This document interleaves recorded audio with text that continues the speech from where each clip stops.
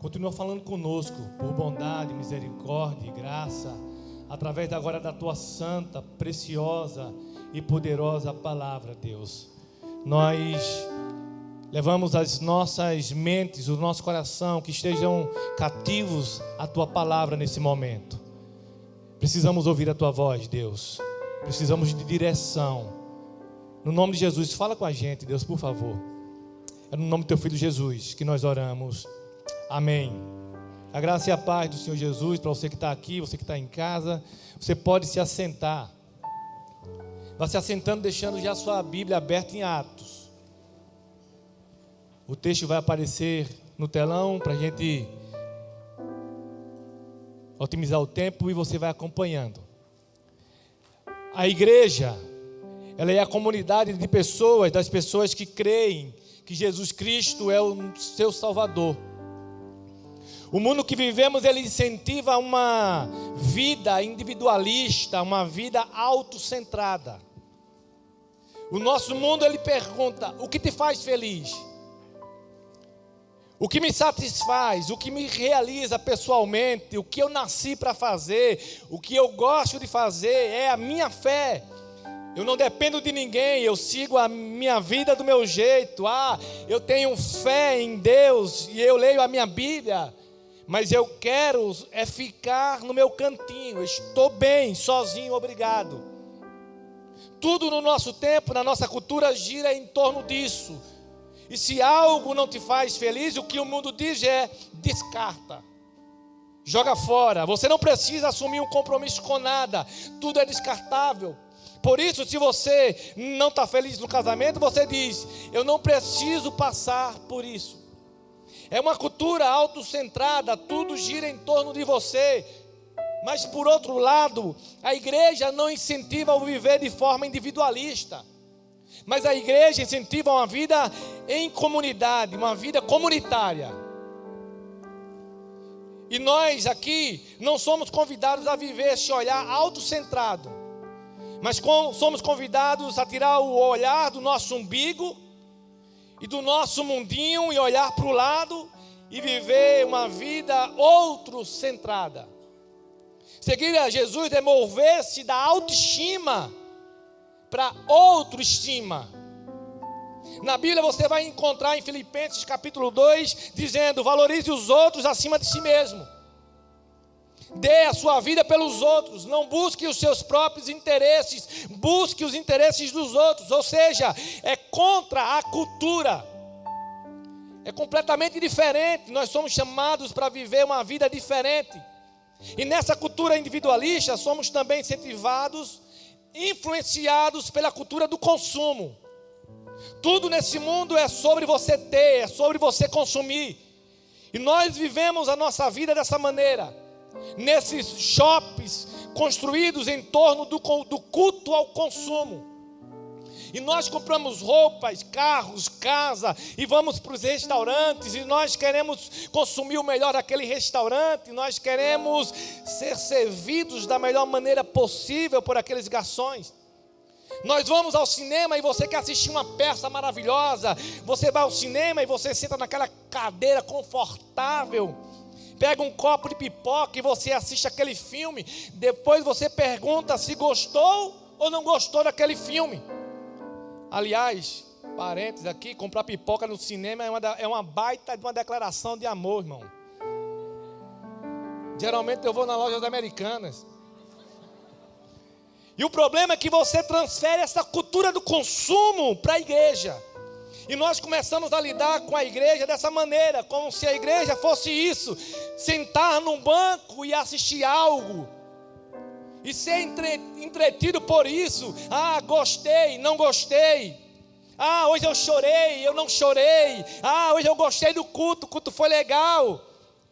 Ou seja, somos influenciados por essa cultura do consumo, nessa postura de ficar sentado, assistindo, consumindo. Mas a verdade é que na igreja nós somos convidados a viver a cultura do serviço. A igreja não é um lugar que você vem e assiste.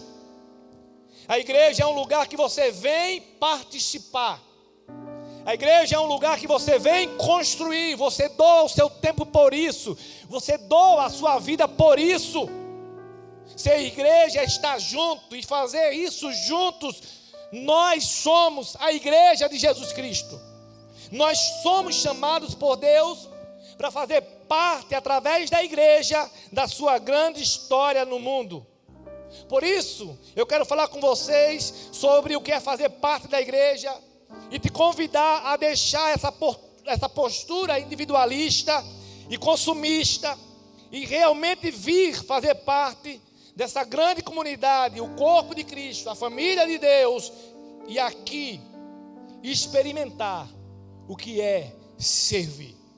Atos 4 vai falar que a igreja primitiva, ela estava crescendo. Uma era a mente, um era o coração.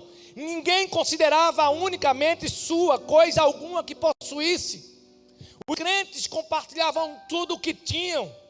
E Atos vai falar, de repente, no meio dessa grande multidão dos que creram, Atos vai falar da vida de um homem que entendeu o que significa fazer parte de uma igreja. E esse homem, ele assumiu 3 compromissos com aquela igreja primitiva.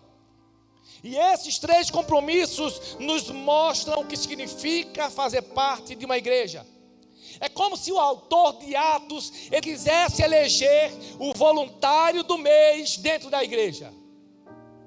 Aquele membro da igreja primitiva que se tornou referência para todos os outros membros. E Atos 4, 36, 37 diz o seguinte: José, um levita de Chipre, a quem os apóstolos deram o nome de Barnabé, que significa encorajador, ele vendeu um campo que possuía, ele trouxe o dinheiro e o colocou aos pés dos apóstolos. E aí eu fico imaginando os apóstolos se reunindo e dizendo: que nome que a gente vai dar para esse cara chamado José? Olha, aquele cara é tão legal. Pois é, ele é demais. Barnabé era aquele tipo de pessoa que todo mundo dizia: uau, que cara. Todo mundo queria estar perto de Barnabé. Ele via o melhor na vida das pessoas, ele encorajava as pessoas.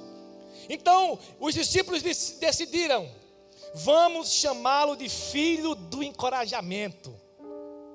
Uma pergunta: se as pessoas fossem definir você em uma palavra ou um nome, como as pessoas definiriam você? Qual seria o seu apelido de acordo com a sua personalidade e sua pessoa? Então isso aqui já nos diz muito sobre quem é Barnabé. Ele é alguém especial.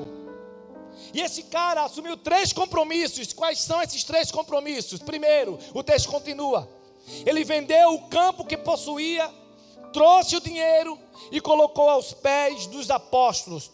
O primeiro compromisso que Barnabé assumiu com aquela comunidade foi um compromisso com o propósito daquela comunidade, o compromisso com o propósito daquela igreja. Barnabé assumiu um compromisso com a missão daquela comunidade. Barnabé, ele vende um terreno que ele tem, ele pega o dinheiro, ele coloca aos pés dos discípulos dizendo: olha, aqui está algo para ajudar nessa missão.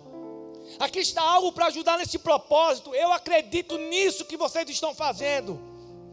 Aqui está, seja para o que for. Usem para ajudar os necessitados. Usem para a missão missionária. Usem como for. Usem para construir o complexo IBK. Está aqui. Para Barnabé não é só uma questão de dinheiro, irmãos. Barnabé não está só assinando um cheque dizendo: ó, está aqui, não. Não é uma questão só de generosidade. O que Barnabé está falando através desse dinheiro, o que Barnabé está falando através dessa generosidade, dessa doação, ele está dizendo assim: olha, eu acredito nisso que está acontecendo. Eu acredito nisso que vocês estão fazendo. Eu acredito na missão. Jesus Cristo me alcançou. Jesus Cristo me transformou. Então eu acredito que Jesus Cristo fará coisas ainda maiores. Então eu quero contribuir com isso, para que a obra de Deus alcance outras pessoas, como também me alcançou. É isso que ele está dizendo com esse dinheiro, com essa doação. E esse é o propósito da igreja. E Barnabé diz: está aqui. Está aqui, eu dou tudo. E veja só, não é uma questão de dinheiro. Não é uma questão de estar aqui o meu dinheiro, mas é uma questão de estar aqui a minha vida. Está aqui tudo que eu tenho, está aqui tudo que eu sou. Agora a minha vida está disponível. Eu quero fazer parte disso, eu estou comprometido com isso que Deus está fazendo aqui. Não é sobre dinheiro, irmãos. Será que Barnabé não foi um pouco tolo? Talvez alguém perguntasse e dissesse isso. É um cara muito tolo. Porque era um momento de crise, então parece não ter sido muito sábio da parte de Barnabé abrir mão de uma segurança que ele tinha diante de uma aparente crise. Ele abrir mão de uma segurança. E veja só, muitos estudiosos acreditam que esse era um terreno da cidade natal de Barnabé. Ele nasceu em Chipre. E Chipre era uma ilha muito cara, terrenos muito caros, porque lá tudo floresce, era uma terra incrível, tudo era muito caro. Até hoje a ilha de Chipre é uma ilha extremamente cara. Mas Barnabé, ele abre mão disso, algo especial, o seu tesouro. Ele abre mão do seu tesouro e ele deposita aos pés dos discípulos. Por que esse cara faz isso? Porque o coração de Barnabé está nisso. Não é só uma questão de dinheiro, é o seu coração. E isso nos evidencia que o coração de Barnabé está nesse negócio. O coração de Barnabé está nesse propósito. O John Haggai, ele disse o seguinte, fazendo um trocadilho, ele diz: onde está o teu coração, aí você coloca o seu tesouro. Onde está o teu coração, é aí que você investe. Onde está o teu coração, é aí que você aposta as suas fichas. Então o coração de Barnabé está nisso, porque é aí que ele coloca o seu tesouro. Aquilo já não significa nada para ele. Aquilo já não faz mais sentido. Então ele vem e coloca o seu tesouro nisso. Isso nos mostra que Barnabé, ele assumiu um compromisso com o propósito daquela igreja 100%. Tudo que ele era, tudo que ele tinha. Você precisa assumir um compromisso com o propósito dessa igreja que Deus te colocou. E eu não estou falando sobre você vender tudo, não é isso. Não deturpe a palavra de Deus. Você agora vai vender tudo que você tem. Não. É assumir um compromisso. É você vestir a camisa 100%, entrar de cabeça, mergulhar, se levantar do banco, servir as pessoas. Barnabé não é tolo. Ele viu, ele experimentou, ele sabia que Jesus Cristo é de fato o Filho de Deus, o Salvador do mundo, e Barnabé está disposto a dar a sua vida por isso. Um dos heróis da fé, ele disse: se eu tivesse 1000 vidas, eu entregaria todas elas a Jesus Cristo. É sobre entregar a sua vida a Ele. É sobre entender o privilégio de fazer parte da sua grande obra no mundo, da história de Cristo no mundo. Deus está nos convidando a fazer algo, a sair da nossa zona de conforto. A sociedade deveria olhar para a gente e dizer: como que eles fazem isso? Como que eles amam tanto? Como eles são tão generosos? Como eles estão indo para as missões e reconstruir casas e sem querer nada em troca? Como? Porque nós estamos 100% comprometidos com a missão de Cristo nessa igreja, no mundo, na história. Deus está nos convidando a fazer algo. Deus está nos convidando a sermos generosos. E generosos não só no dinheiro, generosos no servir ao outro, generosos no cuidar do outro, generosos na graça, generosos no se preocupar com o outro, no amor com o outro. O chamado do Evangelho é um chamado para o amor e não da boca para fora. Deus nessa manhã está nos chamando para uma vida de amor, porque essa é a marca do Evangelho. E o amor é a arma mais poderosa que nós temos. O amor é o maior mandamento. O amor é a marca do cristão. O amor é a identidade do cristão, porque quando você ama alguém, você desarma a pessoa. Então Barnabé, ele assume um compromisso com o propósito daquela igreja. Em segundo lugar, ele assume um compromisso com as pessoas. Com as pessoas daquela comunidade, daquela igreja. Porque servir é um compromisso, é assumir um compromisso com as pessoas da sua comunidade. E não dá para fazer isso longe da comunidade da fé. Por isso o texto de Atos 9, 26 e 27 diz o seguinte: quando chegou a Jerusalém, tentou reunir-se aos discípulos, mas todos estavam com medo dele, não acreditando no que fosse realmente um discípulo. Então Barnabé o levou aos apóstolos e lhes contou como no caminho Saulo vira o Senhor, que lhe falara, e como em Damasco ele havia pregado corajosamente em nome de Jesus. O que é que está acontecendo aqui? Saulo, ele é o maior perseguidor de cristão da igreja primitiva. Logo em Atos 8, um jovem cristão foi morto. E diz que quando apedrejaram de forma cruel Estevão, diz que as roupas de Estevão estavam aos pés de Paulo, o jovem Saulo. Ou seja, a partir daquele momento, Saulo se torna o nome mais temido da igreja primitiva, porque ele é um assassino de cristãos. Os cristãos têm medo dele.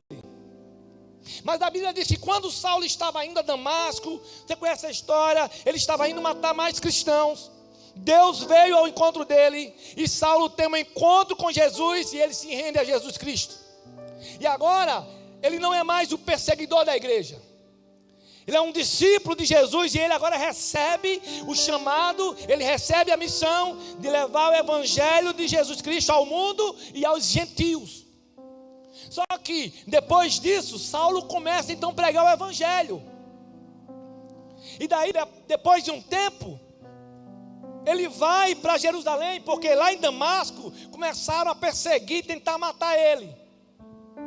E ele então vem para Jerusalém. E quando ele vem para Jerusalém, ele tenta se encontrar com os discípulos.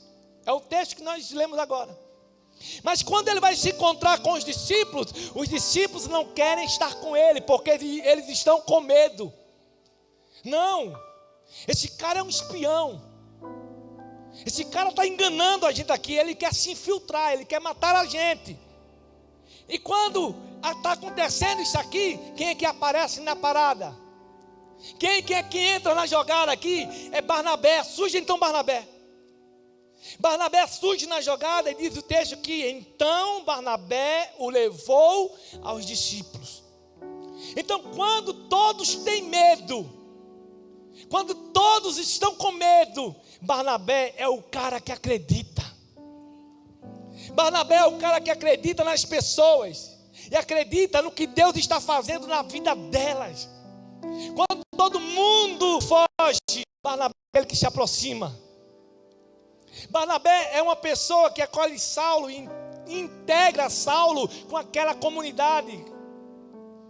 E é interessante que muitas vezes acontece isso nas igrejas, não aqui. Pessoas estão chegando novas e muitas dessas pessoas têm um passado que as condena. Aliás, todos nós temos um passado que nos condena.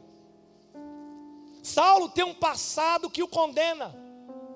E quando essas pessoas entram na igreja, muitas vezes nós olhamos com esse olhar de julgamento, esse olhar crítico. Olha, cuidado com aquela pessoa ali. Cuidado com aquele lá. Você não sabe quem é aquela pessoa. É o que está acontecendo aqui. Só que a gente acaba esquecendo quem a gente era. Você esqueceu que você não merece essa graça? Que eu não mereço essa graça? A mesma graça que está sobre Barnabé, é a mesma graça que está derramada sobre Paulo. É a mesma graça que é derramada sobre nós. Nós não somos melhores do que ninguém. Mas Barnabé é essa pessoa que entendeu que o dever dele não é julgar. Ele entendeu que o dever dele é acolher. O dever dele é integrar, é cuidar, é amar, é receber, é conectar, é servir, é ser um facilitador, é abrir portas. Barnabé entende isso, e ele faz isso. Mas infelizmente, aqui não, mas em outros lugares, as pessoas chegam e vão embora e elas não são acolhidas, elas não são amadas. Mas no Evangelho, as pessoas são alvo do olhar amoroso de Jesus e da graça de Jesus. E Jesus quer nos ensinar nessa manhã que nós devemos acolher os novos que estão chegando e integrá-los a essa comunidade de fé. Não importa qual a sua história, não importa qual é o seu passado, Deus ama você e quer e vai transformar a sua vida, como está transformando a nossa aqui, de todos nós. Então nós precisamos acolher essas pessoas, assim como Jesus acolheu Zaqueu. Zaqueu era um ladrão, Zaqueu era um corrupto, o nome dele estava na Lava Jato, ele foi condenado na Lava Jato. E aí quando Jesus chega no meio da multidão, Jesus diz assim: Zaqueu, hoje eu vou jantar na tua casa, Zaqueu. E aí todo mundo ficou assim: ó, não, Jesus na casa de um corrupto, Jesus se perdeu. Não, quem se perdeu foi aquela multidão. O Evangelho de Jesus é sobre isso, é sobre amar pessoas. É sobre amar pessoas e não da boca para fora. Eu conheci um amigo que o e-mail dele era decandosneber@hotmail.com. O e-mail do cara era batizado no Espírito Santo.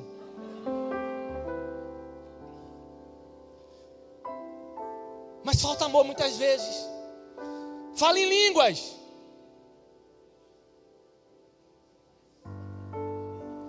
Mas não expressa amor. É julgador, é murmurador, sapateia, gira, helicóptero, tudo. Mas falta amor. Não serve ninguém na igreja. Porque quem trabalha no reino não dá trabalho. Entre aspas, fica a dica, o autor foi pastor Pedro que citou isso. O Evangelho é sobre o que Jesus, sobre o que a graça pode fazer na vida das pessoas. E quando Jesus convida Zaqueu ali e diz: olha, eu vou estar com você, Zaqueu na mesma hora se quebranta e diz: Jesus, então por causa disso eu vou dar tudo que eu tenho e eu vou repartir. A graça chegou ali num banquete, num jantar. Zaqueu estava facinho. Ele só precisava de amor, e Jesus o ama. Tem muita gente, irmão, perto de você que está facinho, e tu quer julgar. E Deus está dizendo: você precisa amar. É isso que Jesus nos chama a viver. É através disso que nós somos reconhecidos como discípulos de Jesus. Não somos reconhecidos como discípulos de Jesus pelos prédios que nós construímos, pelo tamanho da conta bancária que nós temos, pelo tamanho do dízimo que você dá, pela cor do teu cabelo, pela cor da tua roupa. Não, somos reconhecidos como discípulos de Jesus, não pelos adesivos da IBK que tem no teu carro. Muitas vezes a gente está escandalizando, dando buzinada no trânsito. Perdoa a gente, Jesus. O que nos distingue como discípulos de Jesus é o amor que nós temos pelo Zaqueu, pelo Saulo. E Barnabé entende isso. Barnabé acolhe Saulo, Barnabé recebe Saulo, dá crédito. Barnabé dá crédito ao sem crédito. Ele vê o que Deus pode fazer na vida das pessoas, e ele é o homem que vai tomar Paulo consigo e que vai ajudar a vida de Paulo, que vai se tornar um grande homem. A segunda coisa que Barnabé, nesse compromisso com as pessoas, ele também assumiu o compromisso de cuidar das pessoas. Atos 11 vai dizer, 22, 24, que as notícias de fato chegaram aos ouvidos da igreja em Jerusalém. E eles enviaram Barnabé a Antioquia. O que está acontecendo? Antioquia é uma cidade onde vivem muitos gregos, gentios, pessoas que não são judeus. Mas o evangelho, ele sai de Jerusalém e começa a se espalhar. E o evangelho chega lá na Antioquia, onde as pessoas não são judeus. E aí quem vai lá para cuidar das pessoas? Quem que vai para lá? Os judeus não queriam ir. Sabe por que eles não queriam ir? Porque os judeus eram extremamente preconceituosos e racistas. Então quem é que vai? Quem vai cuidar dos gentios? Quem é que vai cuidar dos gentios? Barnabé. Barnabé é aquele que acredita nos desacreditados. Então ele assumiu um compromisso com as pessoas, acolhendo, cuidando e, por último, capacitando. Por isso a pergunta que eu quero te fazer nessa manhã: quem são as pessoas que marcaram a sua vida? Quem foi que acreditou em você? Quem foi que cuidou de você? Eu vivi esse privilégio. Quando eu cheguei na El Shaddai, um missionário que hoje é pastor Edivaldo, ele me acolheu, investiu em mim. Depois Deus usou o pastor Múcio para investir em mim e cuidar de mim. E hoje Deus levantou esse Barnabé para acreditar naquele que ninguém acredita. Deu crédito ao sem crédito. Quem é o seu Barnabé? Quem é o seu Barnabé? E eles olharam para mim, que não era nada e continua sendo nada, e eles viram algo. E eu não sei o que eles viram até hoje, mas eles acreditaram. Inúmeras pessoas investindo na minha vida, isso faz toda a diferença. Você já investiu na vida de alguém? Você já marcou profundamente a vida de alguém? Você está investindo na vida de alguém? Não existe alegria maior do que cuidar de pessoas. Não existe nada mais importante do que cuidar de pessoas e levá-las a um relacionamento crescente com Jesus. Você já experimentou a alegria de levar alguém a tomar uma decisão com Jesus? Agora deixa eu te dizer mais. Você já experimentou a alegria de cuidar de uma pessoa e depois ver essa pessoa se tornar um grande líder? Barnabé, ele assumiu um compromisso com o propósito, um compromisso com as pessoas, e ele assumiu um compromisso com os princípios daquela igreja. Diz lá em Atos 15, 37 a 39, que Barnabé queria levar João, também chamado Marcos. O que está acontecendo? Depois de um ano em Antioquia, Saulo e Barnabé decidiram: precisamos levar o evangelho a outros lugares onde as pessoas não conhecem a Jesus. Então Saulo e Barnabé, eles fazem a primeira viagem missionária e eles levam Marcos junto, João Marcos. E no meio da viagem, eu não sei porquê, diz o texto que João Marcos abandonou a viagem e ele voltou para casa. Talvez ele voltou para casa, irmão, para assistir o jogo do acesso do CRB. Talvez. E depois, quando eles vão iniciar a segunda viagem missionária, Paulo e Barnabé estão se preparando para essa viagem. Barnabé então pega João Marcos e vai levar junto, e Paulo diz assim: não, esse jovem aí não quero ele mais com a gente. E aí diz o texto que Barnabé e Paulo tiveram um desentendimento tão sério que eles se separaram. Paulo, na visão de Barnabé, nesse momento, está cometendo um equívoco, mas eles têm agendas diferentes. Eles têm compromissos distintos, ambos são genuínos. Paulo está pensando na missão, ele quer pregar o evangelho, mas Barnabé ele tem os princípios dele. E na cabeça de Barnabé, uma tarefa nunca é maior do que uma pessoa. E Barnabé está dizendo: Paulo, você se lembra, Paulo, o que eu fiz na tua vida? Paulo, lembra que eu acreditei em você quando ninguém mais acreditou, Paulo? Agora você não quer fazer isso com João Marcos? Paulo, acredita em Marcos, Paulo. Paulo, dá uma segunda chance para ele, Paulo. Então eles se separam. Paulo segue o seu caminho, Barnabé vai cuidar de Marcos. Então Barnabé, ele não era o banana. Barnabé não era um menino levado de qualquer jeito, não. Barnabé tinha princípios. Ele sabia no que ele acreditava, e ele estava disposto a dar a vida dele por aquilo que ele acreditava. Se era necessário, ele se posicionava. Se era necessário, ele dizia não. Existe algo que está acima das pessoas, princípios. Então Barnabé, ele estava disposto a abrir mão dessa viagem, desse momento com Paulo, por causa de um princípio. O seu princípio é: eu gosto de investir em pessoas. O seu princípio é: eu fui chamado para isso, eu não vou abrir mão disso. Então, quando você faz parte de uma igreja, você faz parte de um propósito, você assume um compromisso com as pessoas, mas assume também um compromisso com os princípios dessa comunidade. Ou seja, a sua fé, o que nós cremos, a palavra de Deus. E você precisa viver conforme isso aqui. E Barnabé sabe em quem ele acredita, e ninguém pode mudar o que ele acredita, ele tem convicção. Agora, olha que interessante para a gente concluir.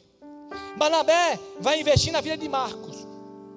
E depois de um tempo, Paulo um dia vai dizer: pode me enviar a Marcos, porque ele me é útil. Eu quero muito Marcos do meu lado, eu estou precisando dele. Então, quem foi que trabalhou na vida de Marcos? Foi Barnabé que preparou ele. E eu vou te dizer mais: sabe o que aconteceu com a vida de Marcos? Sabe o que foi que aconteceu com a vida de Marcos? Marcos se tornou o evangelista Marcos do Evangelho. O livro de Marcos, o Evangelho de Marcos, que está na sua Bíblia, foi escrito por esse jovem Marcos. E segundo os estudiosos, foi o primeiro evangelho a ser escrito. Olha que coisa poderosa. Porque um dia alguém acreditou nele. E provavelmente Marcos estava aos pés do Pedro. Ele foi preparado e se tornou um auxiliar de Pedro, o apóstolo Pedro, o grande primeiro nome da igreja. E Pedro não era bom de escrever, ele era um pescador. E Marcos escreveu o que Pedro disse. Pedro contava o que ele viveu com Jesus e Marcos escrevia. Foi o primeiro evangelho. Depois veio Lucas, depois veio Mateus, depois veio Lucas, que se apoiaram, todos se apoiaram nesse primeiro evangelho de Marcos. Então Marcos se torna um grande nome na história. O jovem Marcos se torna um grande homem na história de Deus. Paulo se torna um grande homem na grande história de Deus. E graças a quem? A Barnabé. Lógico que primeiro a Deus, mas Deus usa pessoas. Graças a Barnabé. Graças a Barnabé. Porque Barnabé, ele não quer crédito. Porque não é sobre ele. Não é sobre o nome dele. Barnabé apenas quer servir. Ele vê o melhor nas pessoas. Não é sobre o meu sonho, que eu quero investir nas pessoas. Não é sobre o seu sonho. Não é sobre o seu ministério. Não é sobre o seu nome. É sobre Jesus. Sabe quem Barnabé me lembra? Barnabé me lembra Jesus. É por isso que o autor de Atos, ele traz o nome de Barnabé como essa referência, como esse modelo, esse exemplo. Porque Barnabé não quer ser o primeiro. Ele é o menor, ele quer servir os outros, fazer os outros maiores. Ele não busca os seus interesses, ele busca os interesses dos outros. Isso lembra Jesus, porque em Mateus 20, 26, 28 vai dizer: entre vocês, porém, será diferente. O mundo valoriza o primeiro. O mundo valoriza quem está no palco. O mundo valoriza quem está sob os holofotes. Mas na minha igreja, na minha comunidade, não vai ser assim. O mais importante não é o que está no palco. O mais importante é aquele que está no estacionamento, com guarda-chuva, debaixo de chuva, servindo as pessoas. Não tem holofotes. São aqueles que estão nas salinhas de aulas. São aqueles que estão cuidando das crianças, lavando os banheiros. Na minha igreja será diferente. Esses serão os menores, os maiores. E Jesus diz: quem quiser ser o líder entre vocês, que seja o servo. E quem quiser ser o primeiro entre vocês, que se torne escravo. Pois nem mesmo ele, o Filho do Homem, veio para ser servido, mas para servir e dar a sua vida em resgate por muito. Jesus abriu mão da sua glória. Ele se esvaziou, ele assume a forma humana, ele é humilhado na cruz, na minha cruz. Ele assume a nossa condenação. Ele veio para nos servir, não para ser servido. Uau, que Deus é esse? E certa vez Jesus chegou para os discípulos e disse: foi-me dada toda a autoridade nos céus e na terra. O que Jesus está dizendo é: eu sou o cara lá no céu, e eu sou o cara aqui também. É tudo sobre mim. E Jesus, depois de dizer isso, sabe o que Jesus fez? Ele se ajoelhou. Depois de dizer, todo poder é meu, lá em cima, aqui, tudo é sobre mim, ele se ajoelha, começa a lavar os pés dos discípulos, porque o Filho do Homem não veio para ser servido, mas para servir. Nessa manhã, Deus está nos convidando para servir, para trabalhar, para construir, para fazer parte da grande história de Deus. Ah, pastor, eu não sei qual é o meu dom. A melhor maneira de você descobrir o seu dom, sabe qual é? Servindo. Então Deus está te convidando hoje, se levanta do banco, vai servir, vai cuidar de pessoas, tem muita coisa para fazer, se envolve no reino, porque é um grande privilégio servir pessoas, e maior privilégio é depois ver o que essa pessoa se tornou em Cristo Jesus. Você pode fechar os seus olhos, colocar a sua vida diante de Deus. Deus, me ajuda, Deus, a servir, me ajuda a amar pessoas, me ajuda a cuidar de pessoas, me ajuda a fazer parte dessa grande obra, desse grande propósito teu aqui, Deus. Diga, me ajuda a ser um Barnabé, que não julga, mas que acredita, que investe na vida das pessoas. Me ajuda a ser um encorajador, em nome de Jesus. Coloque sua vida diante de Deus.